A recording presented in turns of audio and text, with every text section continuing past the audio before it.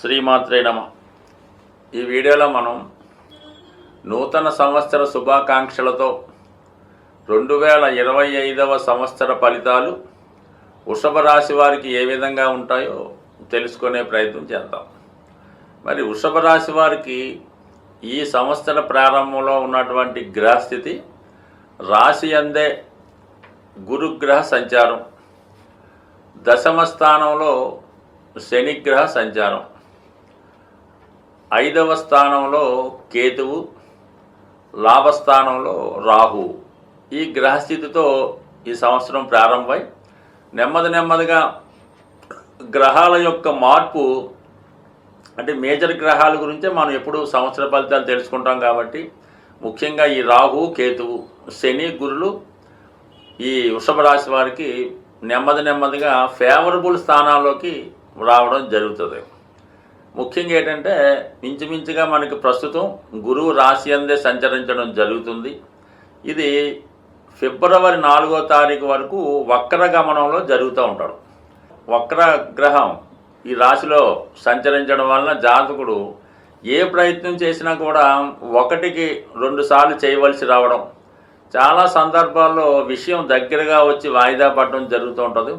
అలాగే స్థాయికి మించిన ఖర్చులు జాతకుడు చేయడం జరుగుతూ ఉంటుంది. ఏదో ముందులో మనకి అనూహ్యంగా పెరుగుతుంది, లాభం వస్తుందని ఆలోచించి ఊరికది ఏదో ఒక విషయం మీద ఇన్వెస్ట్ చేయడం, చివరికి అది టోటల్గా నష్టపోవడం, ఇవన్నీ కూడా గురువు రాశి సంచారం వల్ల జరుగుతూ ఉంటాయి. వక్ర గమనంలో ఉండడం వల్ల ఏమవుతుందంటే పదే చేసిన పని నష్టం అని తెలిసినా కూడా మళ్ళా దాంట్లోనే ఇన్వెస్ట్ చేయడానికి కూడా ఈ గ్రహస్థితి అనుకూలించడం జరుగుతూ ఉంటుంది. అంటే ఉదాహరణకి మనం ఏదో ఒక వ్యవసాయం కొంతవరకు ఏదో ఇన్వెస్ట్ చేసాం, ఆ సంవత్సరం అది ఫలితం రాలేదు, మళ్ళీ అదే ఇన్వెస్ట్ చేయడం జరుగుతూ ఉంటుంది అన్నమాట.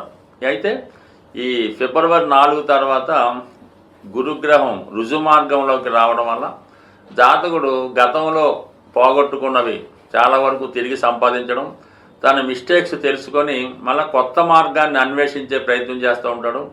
గత అనుభవాన్ని దృష్టిలో పెట్టుకొని కొత్త ప్రయత్నాలు ఫలించే విధంగా అవకాశం ఉంటుంది. అలాగే ఆలోచన విధానంలో కూడా మార్పు వచ్చే అవకాశం ఉంది. కొత్త విషయాలు తెలుసుకొని మంచిగా మళ్ళా మంచి ప్లానింగ్తో ముందుకెళ్ళే ప్రయత్నాలు చేస్తూ ఉంటాడు. ఇది ఇంచుమించుగా మనకి మే 15వ తారీఖు దాకా రాశి అందే ఉన్నటువంటి గురువు రుజుమార్గంలో ఉండడం వల్ల జాతకుడు గతంలో కన్నా మంచి ప్రయత్నాలు చేస్తూ ఉంటాడు.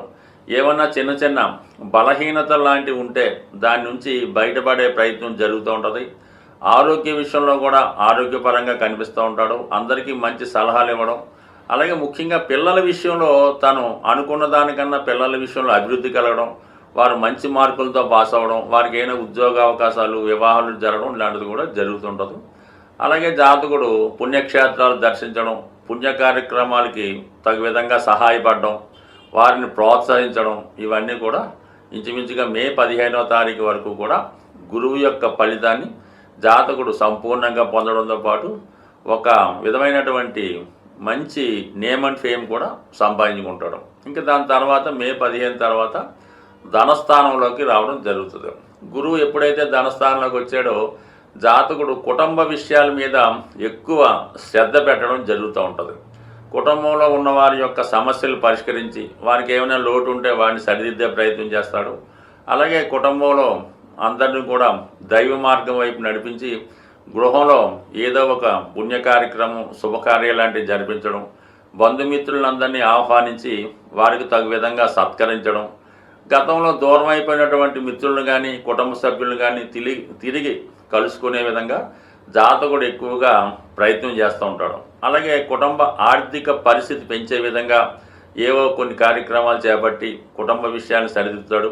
కుటుంబ సభ్యుల యొక్క సమస్యల్ని పరిష్కరిస్తాడు. కుటుంబంలో ఎవరికైనా వివాహం జరగవలసి ఉంటే వాటి మీద ఎక్కువ శ్రద్ధ పెట్టడం జరుగుతూ ఉంటుంది. వ్యక్తిగతంగా జాతకుడు కూడా ఏమవుతుందంటే ఉద్యోగపర విషయాలు చేసే ప్రయత్నాలు ఫలిస్తాయి. ఉద్యోగంలో ఆదాయం పెరుగుతుంది. గొప్పవారి సహకారంతో నూతన ఉద్యోగ ప్రయత్నాలు చేస్తున్న వారికి కూడా ఈ గ్రహస్థితి అనుకూలిస్తూ ఉంటుంది. అంటే ఇప్పుడు ఎప్పుడైతే గురువు 2లోకి వచ్చాడో 2, 6, 10 స్థానాలు యాక్టివేట్ అవుతాయి. ఇది ఉద్యోగానికి అనుకూలించే అవకాశం ఉంది. మరి 2లో ఉన్నటువంటి వాడు అష్టమాన్ని వీక్షిస్తుంటారు కాబట్టి జాతకుడికి ఒక విధంగా పాత బాకీలు వసూలవుతూ ఉంటాయి అన్నమాట. గతంలో ఏదో పొరపాట్ల వల్ల ఇన్వెస్ట్ చేయడమో ఎవరికైనా అప్పిచ్చి ఉంటే తిరిగి ఆ ధనం వచ్చే విధంగా కూడా గురువు సహకరిస్తాడు. అంటే జరిగిపోయినటువంటి స్థితి కన్నా, అంటే గురువు రాశిలో ఉండడం కన్నా ధనస్థానంలో మంచి ఫలితాలు ఇవ్వడం జరుగుతూ ఉంటుంది. కుటుంబ సభ్యుల సంస్కృతి సంస్కారవంతంగా ఉండడం వల్ల జాతకుడికి కుటుంబానికి కూడా మంచి పేరు రావడం జరుగుతుంది. దాని తర్వాత ఏంటంటే శని భగవానుడు దశమ స్థాన సంచారం. దశమ స్థానంలో శని భగవానుడు జాతకుడికి రావాల్సినటువంటి ఆదాయాలు రాకుండా ఇబ్బంది పడడం జరుగుతుంది. అలాగే ఎంత కష్టపడ్డా వృత్తిలో సరైన అభివృద్ధి రాలేకపోతుంటాడు. మధ్యలో వృత్తి ఆగిపోవడం కానీ స్టక్ అవ్వడం కానీ జరుగుతూ ఉంటుంది. కొంతమంది కొత్త ఉద్యోగం వస్తుందని ఆశతో పాత ఉద్యోగం పోగొట్టుకున్న వాళ్ళు కూడా ఉంటారు. అటువంటి వాళ్ళకి మనకి మార్చి 29వ తారీఖు నుంచి మరి శని భగవానుడు అత్యంత శుభస్థానమైనటువంటి లాభస్థానంలోకి ప్రవేశించడం జరుగుతుంది. అంటే ఏదైనా ఈ శని భగవానుడు మళ్ళా ఈ వృషభ రాశి వారికి 27.5 సంవత్సరాల తర్వాత మీనరాశిలోకి ప్రవేశించడం జరుగుతుంది. అంటే ఇంచుమించుగా ఈ సమయంలో చేసుకున్నటువంటి చాలా పొరపాట్లు, స్ట్రగుల్స్, ఇబ్బందులు ఇవన్నీ కూడా శని భగవానుడు లాభస్థానంలోకి రావడం వల్ల ఇవన్నీ కూడా ఫుల్ఫిల్ అవుతాయి. ముఖ్యంగా ఏంటంటే మీరు గతంలో ఏమైనా ఉద్యోగంలో పోగొట్టుకున్నా, వ్యాపారంలో నష్టపోయినా, ఏ విధంగా ధనం నష్టపోయి ఉన్నా తిరిగి ఆ ధనాన్ని సంపాదించుకుంటూ ఉంటారు. దాని తర్వాత ఏంటంటే ముఖ్యంగా మీ కుటుంబ పెద్దలు, అంటే తండ్రి గారు అవ్వచ్చు, తాతగారు తరపు బంధువులు వచ్చి మీకు వాళ్ళ యొక్క సలహాలు సహకారం లభిస్తూ ఉంటుంది. ఇంతకాలంగా మీరు పడినటువంటి శ్రమకి తగిన ఫలితం ఈ సమయంలో రావడం జరుగుతూ ఉంటుంది.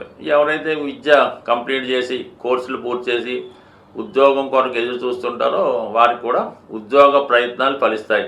అంటే ముఖ్యంగా ఏంటంటే సొంత ప్రాంతంలో కన్నా కొద్దిగా దూర ప్రాంతంలో, ఇతర దేశంలో కానీ ఇతర రాష్ట్రంలో కానీ ఉద్యోగ ప్రయత్నాలు చేస్తున్న వారికి అనుకూలించే అవకాశం ఉంది. అయితే శని భగవానుడు ఎప్పుడు కూడా ఓవర్ నైట్గా పెద్ద పెద్ద ప్యాకేజీలతో ఉద్యోగాన్ని అయితే ఎప్పుడు ఇచ్చే ప్రయత్నం చేయడం, మీ యొక్క స్థాయికి తగు విధంగా మీరు అనుకున్న దానికన్నా చిన్న ఉద్యోగం మాత్రమే రావడం జరుగుతుంటుంది.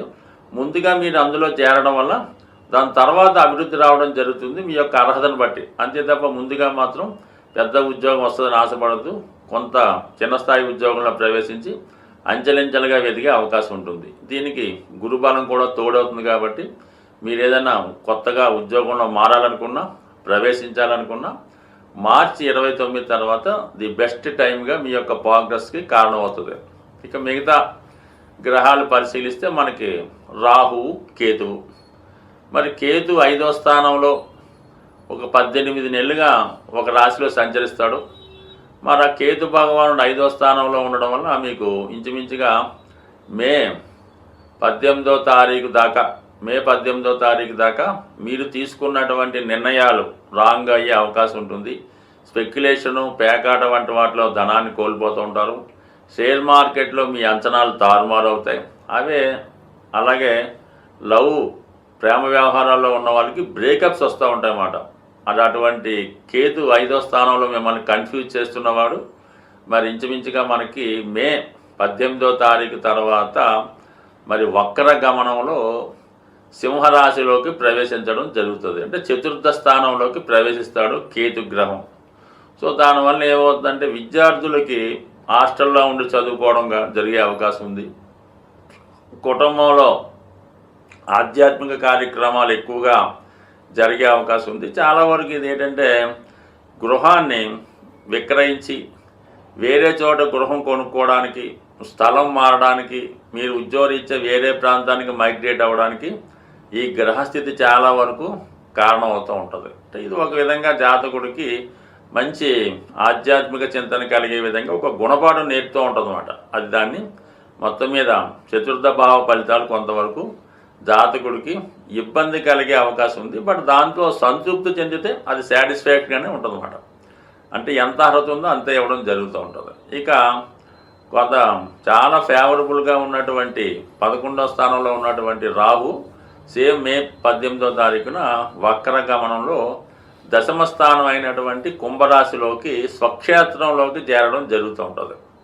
ఈ దశమ స్థానంలోకి రాహు రావడం వల్ల అంటే కొన్ని వృత్తుల వారికి చాలా అనుకూలంగా ఉంటుంది. ఎవరైతే ముఖ్యంగా సాఫ్ట్వేర్ రంగం, సినిమా ఇండస్ట్రీ, అలాగే ఆల్కహాలు, కెమికల్స్, మందులు, హాస్పిటల్ అటువంటి వారికి, ఎవరైతే చట్ట వ్యతిరేకంగా ఈ బ్లాక్ మార్కెట్, బ్లాక్ మనీ, ఈ గంజాయి వాటికి మొదలు స్మగ్లింగ్ చేస్తున్న వాళ్ళకి వీళ్ళకి రాహు ఎప్పుడు సహకరిస్తూ ఉంటాడు. అంటే దశమ స్థానంలోకి రాహు రావడం వల్ల కొద్దిగా ఇటువంటి వృత్తుల్లో ఉన్న వాళ్ళకి అంటే కొన్ని ఏంటంటే చట్ట వ్యతిరేకంగా కొన్ని ఉంటాయి, కొన్ని మాయతో కూడుకొని ఉంటాయి, కొన్ని ఏంటంటే లేని ఉన్నట్టు భ్రమించే విధంగా ఉంటుంటాయి అన్నమాట. సో ఏదైనా రాహు ఎప్పుడు కూడా నిజాయితీకి కన్నా అన్యాయానికి, అక్రమానికి కూడా ఎక్కువ ప్రోత్సహిస్తుంటాడు.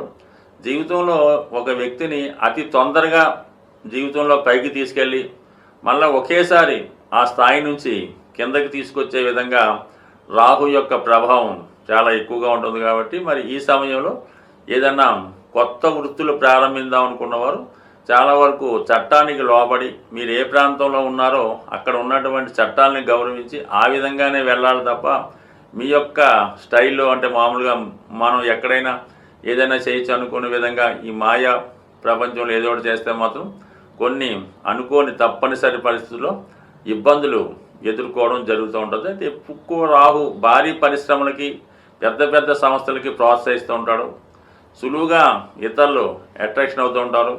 తొందరగా అది ఫాలోయింగ్ వస్తూ ఉంటారు అనమాట. మనం స్టార్ట్ చేసిన వెంటనే విపరీతమైనటువంటి డెవలప్మెంట్ రావడం జరుగుతూ ఉంటుంది. బట్ నెమ్మదిగా అది ఫేక్ అవ్వడం కూడా జరుగుతుంటుంది. బట్ ఏదైనా వృత్తిలో మీ యొక్క వ్యవహారాలు చాలా విపరీతంగా పెరుగుతాయి, చాలా బిజీగా ఉంటారు. ఏంటంటే 11లో శని, 10లో రాహు, ఈ రెండు కూడా ఒకే భావానికి చెందిన గ్రహాలు కాబట్టి కంపల్సరీగా ఎవరైతే వారి వృత్తుల్లో అభివృద్ధి సాధించాలనుకున్నారో వారికి ఇది చక్కని అవకాశంగా కలిసి వస్తుంది. అయితే ఇక్కడ నిజాయితీగా ఉన్నవాళ్ళు మాత్రమే శాశ్వతంగా ఆ ఫీల్డ్లో ఉండగలుగుతారు.